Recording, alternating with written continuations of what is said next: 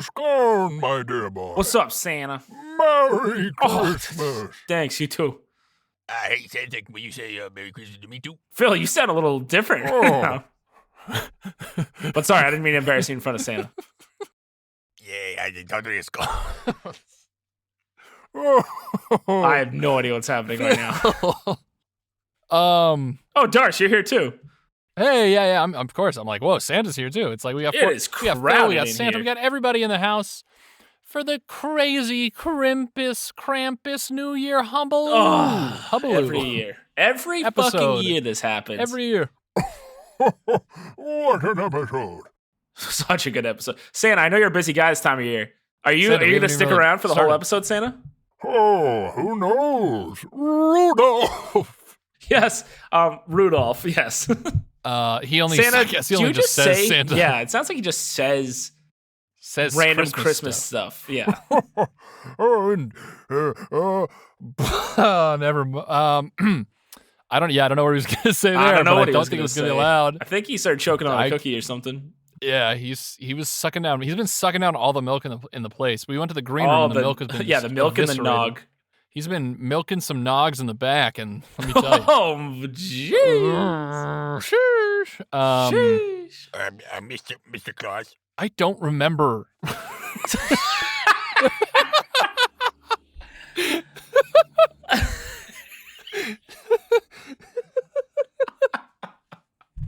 Welcome to the Christmas episode, everybody, of Monday Morning Macabre. We got a I full hope you're all booth. having. Ready We got for a full booth in here. We got Phil. We got we don't have Krampus. We got Phil. We got Santa. We got Darcy and Sconez here to talk about some more scary, macabre things in a Christmas flavor. Oh, you could it's a holiday flavor for sure. Where are my cookies? See, Santa's got the holiday flavor. Yeah, he's got that holiday flavor, though. So, welcome to Monday Morning Macabre, where we talk about the Welcome. spooky scaries. And And we do. our annual Christmas special. Christmas special. I know what you're thinking. Christmas has already happened by the time this has come out, but my dear boy, fuck you. Yeah, fuck you. Fuck you. for Actually, doing that to we're us. recording this ahead of time. You could. I could Drango drop this on Crango. Yeah, I don't know. I'm not gonna But do you think hold people you on to Monday that, would though. go, "Where's my episode? What? It happened on Crimbo. Hey, but and so this is Crimbo. So this is And a happy new year. Happy New Year. We're just doing the Patreon episode again. Oh, everyone go down the whole table. yeah, Yeah. everyone get it on the Christmas Carol. I hope you guys had a wonderful Christmas, as this is technically coming out 2 days after Christmas. But it's a holiday episode, New Year's included. So New Year's isn't here yet, so that's how we're framing this. And I hope you guys didn't get any coal. I hope you got all the fancy things in your stocking. And I hope if you're a Patreon listener, Perchta didn't show up and try to feed you oat gruel. Shout out to the real ones know what that means. Shout out to the behind the paywall kids.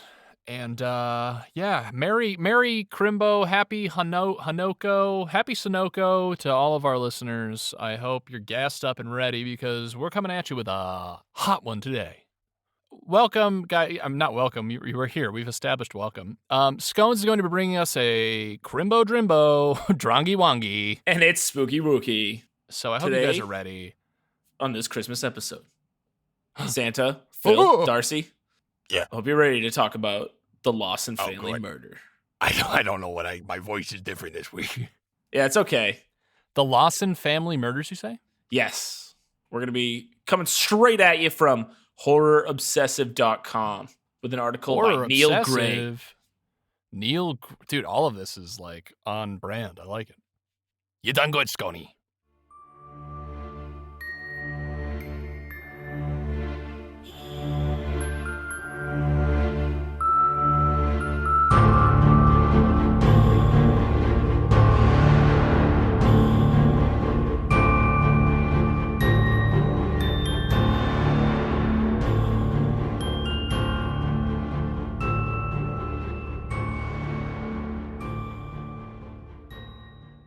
Christmas is supposed to be a festival of good cheer.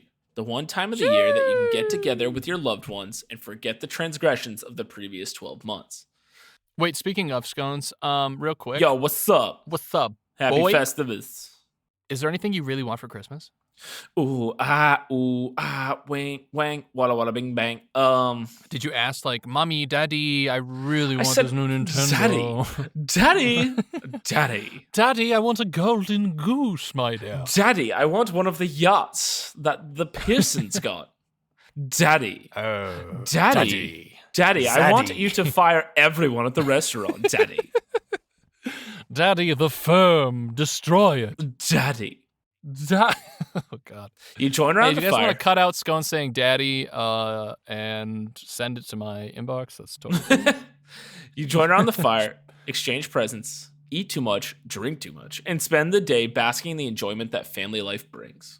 Hey. The one thing that you don't expect is for somebody in your tribe to brutally and callously murder every single member of your household for reasons unknown or otherwise. Jesus Christ. Sadly, What if the writer, like, said that and then the story had nothing to do with it? Be like, hey, we're gonna be you talking. okay, Neil?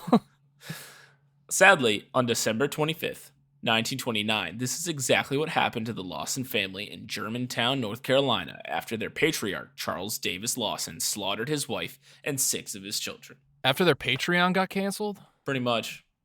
It's like Man. those movies where, like, the dad, like, the movies that were hot in, like, the 90s and 2000s, where, like, the dad worked too much and he was never around for Christmas. Yep. But instead, he comes in and just fucking kills everybody with a bow and arrow. Yeah, that's Just like before- a classic 90s Christmas movie. Remember when Tim Allen murdered the families? Yeah. And, or Great Arnold stuff. Schwarzenegger just choked out his entire family in Jingle All the Way just Me before next, Christmas. Papa. Daddy, just before Christmas. Daddy, choke me. 1929, Charlie Lawson. Santa loved Santa that, liked Daddy. that. Santa loved that one. Charlie Lawson took the unusual step of heading into town with his family to have a portrait taken. Normally, this wouldn't have been seen as strange, but due to the fact that he was a working class farmer and had to spend a lot of money to make sure his wife and 7 children had brand new clothes, it raised a few eyebrows among the locals. So basically, back then, Cocks and brows. 1929, if you wanted a picture of your family, it costed money. It costed big bucks. Money. Santa, you were around back then, right? Merry Christmas. Yeah, I think that's about all we're getting out of Okay. him. But thanks for Yeah, coming, he's Santa. not a talker. Charlie wasn't from an affluent background. His parents had been sharecroppers, a practice whereby they rented a small patch of land and in return gave a portion of their yield over each year to the landowner. And this was not a practice you could use to get wealthy. He had met and married Fanny Manring in 1911. Fanny Manring? Fanny Manring. Fanny Manring is her name? Yeah. Did we make her up? What kind of name is that? It sounds like a adult toy. It sounds real bad. Sounds like something you'd ask Daddy for. Get your Fanny Manring on. Merry Christmas, everybody. Merry Christmas. Santa, have you ever had to put a Fanny Manring under someone's tree? That's all we're getting out of him. Yep. How much do you hate your daughter to name her Fanny Manring? The heir to the Manring fortune? Yeah, her father, Richard.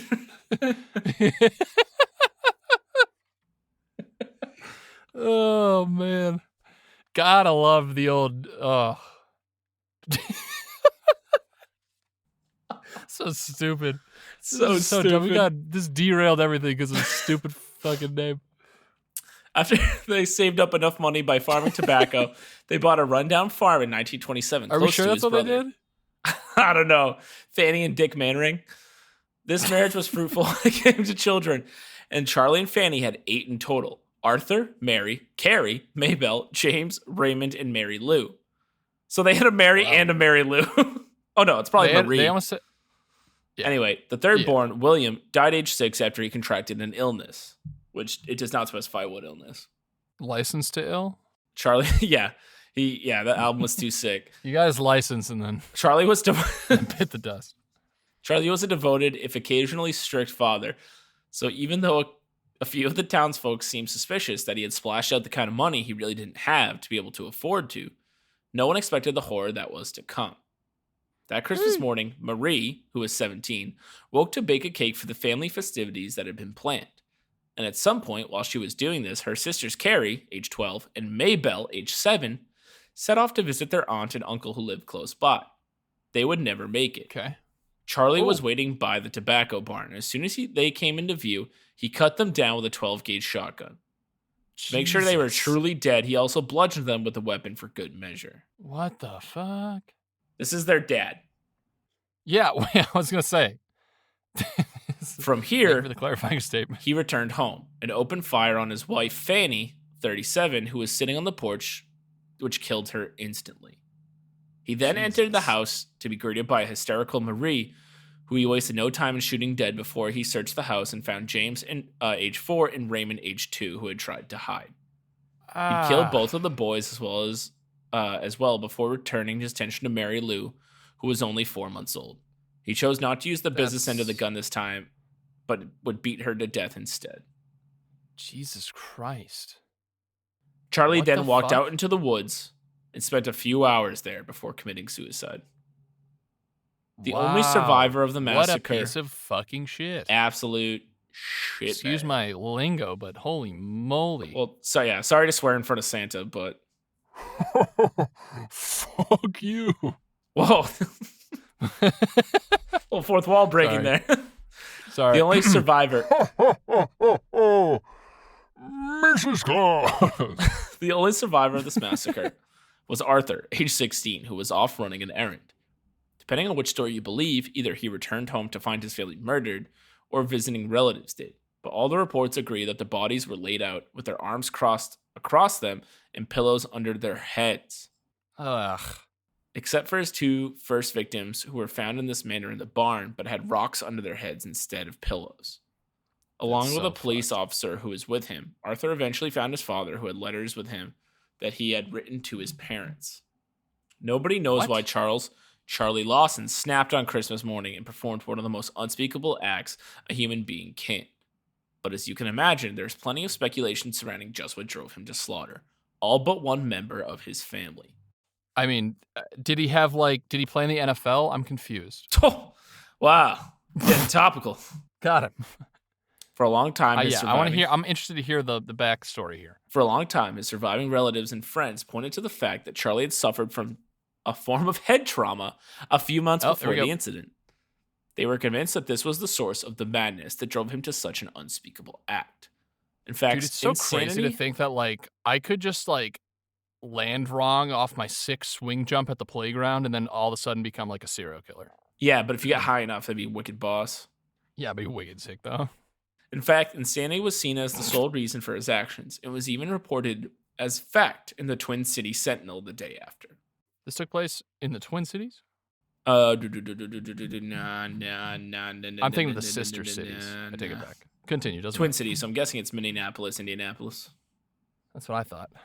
Believed to have become, the quote from the Twin Cities Sentinel, believed to have become, believe to have become suddenly insane. Charles Lawson, 42, who lived near Germantown in Stokes County Christmas Day, killed his wife, Fanny, 38, and 6 of his 7 children, and then committed suicide. Oh, wait, no, this is in North Carolina. Just kidding. Oh, true. I don't know what the Twin Cities in North Carolina are, but... Springfield and Springfield. For over 60 years, this was taken as gospel. It was seen as the only logical reason for Charlie doing what he did, but initially, I was convinced that this couldn't be the case, as during my research, I failed to find... This is the writer, everybody.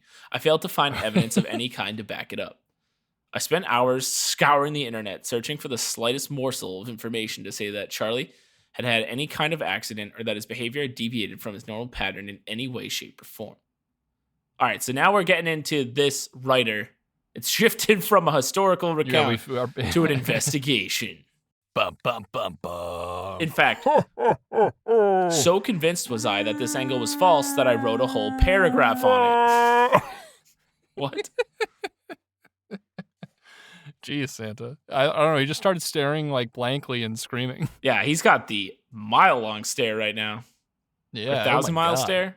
100-mile stare? Either way. No, he's got just 1 mile. He is seen some shit. All right. It took my incredibly Anyway. patient editor to find out what I was looking for in a North Carolina newspaper, Greensboro News and Record. It's an article written by Susie C. Spear that looks back at the events that happened 90 years previous. And even though the evidence she lays out couldn't be taken as gospel, it still helps to contradict the initial findings. She writes that Charlie Lawson had, in fact, been acting very erratically in the months leading up to the incident. Had complained to the family doctor on more than one occasion of terrible headaches and insomnia. She also points out that... I just don't understand why you don't just go in the woods and do it to yourself. Why do you have to kill everyone else? Yeah, it is. You have to be on some kind of shit to... I don't know, man. I can't even imagine being in that kind of mind state where you're that violent. She also points out that this is all backed up in Trudy J. Smith's book, The Meaning of Our Tears. This lends a lot of credence to the claim that instead of planning to kill his family, Charles Lawson lost his mind and that the act was in the spur of the moment. This seems to be an open and shut case. But there was also another theory that emerged many years after the fact that might explain why the insanity idea was pushed so hard by those left behind.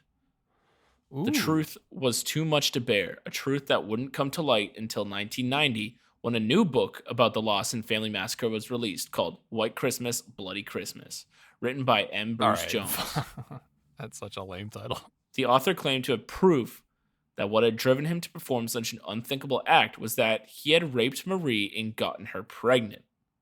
So it's getting more macabre. Now, which one was Marie?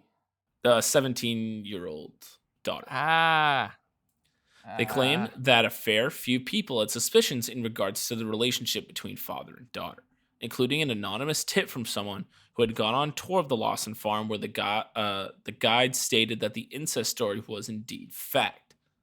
Adding even further fuel to the fire, just before the book went to publish, they were contacted by Charlie's niece, Stella Lawson, who claimed that at the funeral she overheard members of the family discussing how Fanny had her suspicions that there was something unsavory going on between the two.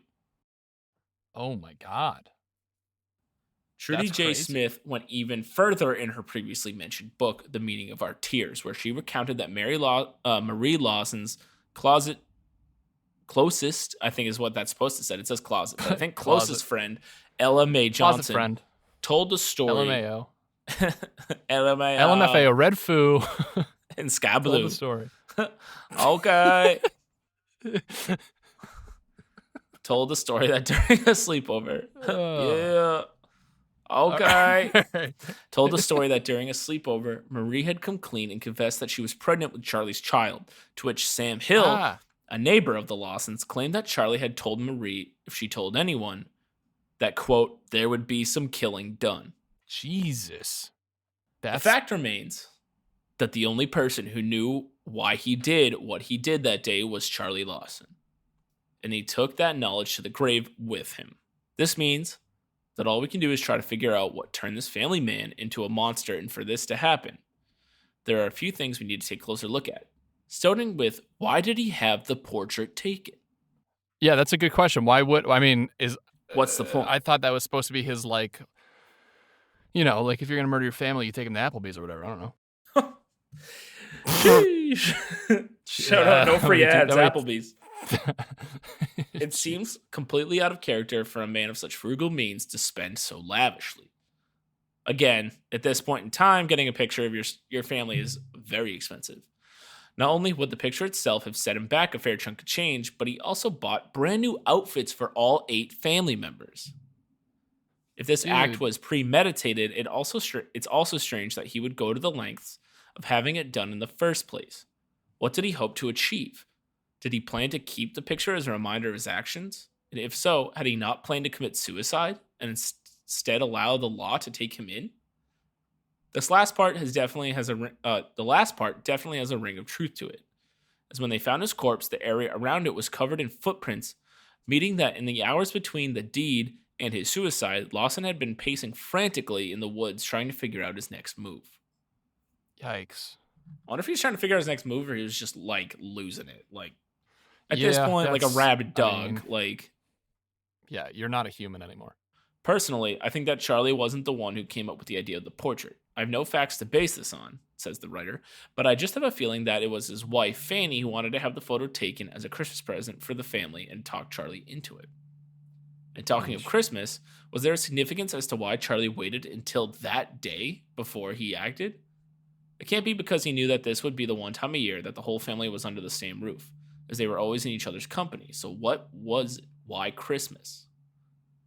If we are to take it as read that he had indeed gotten Marie pregnant, then perhaps she had waited until that morning to inform him, thinking that her father was less likely to react in a negative way on such a religious holiday. That kind of makes sense. A horrifying thought. I mean, it makes sense, though, as far as like looking for... It makes sense, but it's so sad. It's the saddest. Yeah. There's also the question as to why he would spare Arthur. It just doesn't seem to make any sense. Why did he do it out of love for the eldest son? Considering the horrific act he was about to perform, it doesn't appear that Charlie had any feelings toward any of his kin at all. So to think that he had a sudden burst of fatherly devotion to one of his children hours before a premeditated murder spree is a stretch of the imagination too far for the writer. Seems awfully unlikely. The writer goes on, while the incest angle would explain a lot, it never sat right with me. I'm not denying that it's a possibility, but why did it take 6 decades to surface? Admittedly, no family wants something as serious as that aired in the public, and though I have no doubt that the authors of these 2 books that I've discussed in the article believe what they were told, I feel that this is just a case of he said, she said. Though that makes for a good copy, it is hardly based in fact, mainly because an autopsy would have found evidence that Marie was pregnant. That's also a good point. Oh, that's a very good point. And the results of the autopsy have never come to light. There would be no hiding what had gone on between Charlie and Marie, and we wouldn't have to wait 61 years for a book to bring us this truth. Although I could also see like small town, like autopsy, the guy being like, this is so sad. I'm not even going to bring up the fact that this person report it. Yeah. It makes sense too. This leaves only This is just a very, very macabre story all around. Oh, yeah. Right on Christmas. Santa, this macabre enough for you? He's still he is going through red some in the face. I'm not going to lie to you. I hope he doesn't. He has the light is on, but nobody's been home for about a good 20 minutes Nobody now. is home, and I hope it is not getting picked up on the mics. This leaves only the head injury theorem. And it is the one that I, talking about the writer of this article, favor. Considering the era... Dick Manring. Dick Manring.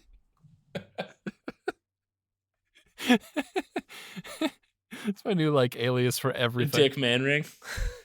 Yeah. Dick Manring and Thunder Johnson here. This leaves only the head in... considering the era that this happened in, medical procedures were nowhere near the standards that we have today. So to say that he had 0 abnormalities on his brain when they cut it open might have been true then.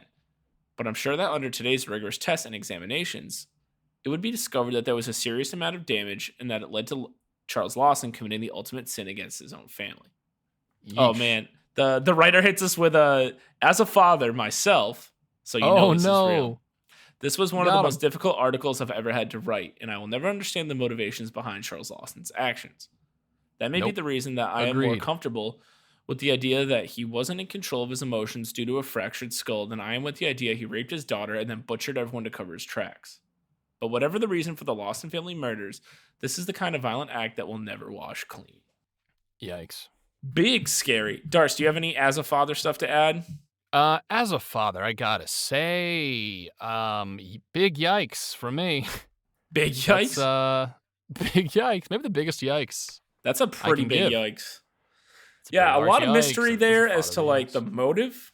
Definitely not mystery as to who did it. I mean, I can safely say I've never had the thought, what would be a super cool thing to do today? Just buy a shotgun. That's never happened. Yeah, you didn't even get to that step.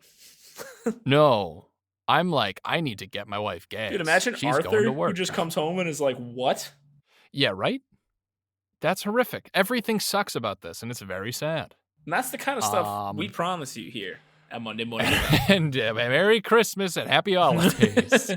Rockin' around Listeners, the the Christmas tree, there's a Christmas tree. Party hop. Oh, there he is. Phil, you're back with a good voice. Hey, I mean, Phil. the How regular you voice. doing? What's up, buddy? I'm just been down here, the hot car. Oh, yeah. Are you You got a wishing new hot car for ano- Christmas. I was going to say he's definitely wishing for hot cars for Christmas. Oh, I've been a real good boy this year.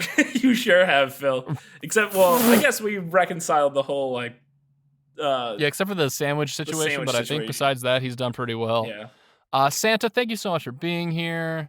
Phil, thank you for being here. Santa is I not don't. looking great. He is not. Yeah, I think our executives are going to come and just wheel him out of here. I He think is ideally. very sweaty and has not looked at anyone else in the eye in a long time. So I don't know if you don't get gifts this year.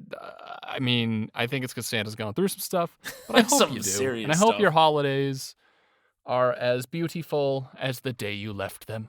Oh, I also have another fun holiday scary creature to a little bonus Jonas. All here right, at the bonus end. scary creature. What is it? The Yule Cat. Yule cat. Yep, it's a giant cat that's the pet of someone named Grilla and the Yule Lads. Yo, the Yule Lads sound like the most rambunctious group of British kids I've ever heard. The Yule Cat's prey consists of children and adults. Unlike the other Christmas monsters, the cat does not care about your misdeeds during the year. The only insurance against Damn. being torn apart and eaten by the giant feline is receiving an article of new clothing for Christmas, so shop wisely. So, All Phil, right, you guys. better ask for a new hot rod jacket to go with your hot car. Otherwise, the Yule Cat's... That's his teeth chattering. He's so scared by the Yule Cat. Yeah, he does not like the Yule Cat. He is freaking out too. Santa, isn't that kind of on you? Shouldn't you be bringing people clothing to ward off this kind of terrible thing? Yeah, he is not great. We need we might have to call somebody. I'm gonna call Mrs. Claus right now. Please get her on the phone. Bink, bink, bink, bink, bink, bink, bink, bink, bink. Hey, Mrs. Claus, this is Darce. As I'm sure you know, your husband is having a little bit of an episode. Yes, me, Mrs. Claus. Oh, hi. Yes. Okay. Can you hear me? Yes, I can hear you. Your husband's. You know, Vietnam. It's like that. Oh, It's of a lot course like I know that. Vietnam, deedee. Deedee. Is he having one Merry of his Christmas episodes is- again? He is, and we're really hoping he can snap out of it so he can get all the kids their toys for Christmas. Okay, I'll send down the Vixen to pick him up. Okay, thank you, Mrs. Claus. Okay, thank you, bye. All right, bye-bye. Such a nice lady. Wow, she is really nice. Wow. Well, gang, I hope you have a beautiful holiday celebration. We love you more than life itself. Don't double-cross us. And, and have some good holidays. Twitter, MMMacabrePod, Monday Morning Macabre on Instagram, MondayMorningMacabre.com for all the merch, Patreon, etc. needs. And beyond that, have a good Monday, gang. Have a great Monday, gang. Goodbye, dearies. Bye.